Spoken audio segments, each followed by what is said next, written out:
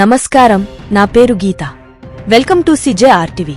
తాజా వార్తల విషయానికి వస్తే, తెలంగాణలో త్వరలో జరగనున్న పార్లమెంట్ ఎన్నికల్లో బీఆర్ఎస్, బీఎస్పీ పార్టీల మధ్య పొత్తు కుదిరింది. మంగళవారం నాడు రాష్ట్ర బీఎస్పీ అధినేత ఆర్ఎస్ ప్రవీణ్ కుమార్ బీఆర్ఎస్ అధినేత మాజీ సీఎం కేసీఆర్ను కలిసిన సంగతి తెలిసిందే. ఈ భేటీలో భాగంగా పార్లమెంట్ ఎన్నికల్లో పొత్తుపై నిశితంగా చర్చించడం జరిగింది. ఈ ఎన్నికల్లో బీఆర్ఎస్తో కలిసి పోటీ చేయాలని బీఎస్పీ రాష్ట్ర నాయకత్వం నిర్ణయించింది. ఎన్నికల నేపథ్యంలో ఇందుకు సంబంధించి సూత్రప్రాయ నిర్ణయం తీసుకున్నట్టు ఇరు పార్టీల అధ్యక్షులు ప్రకటించారు.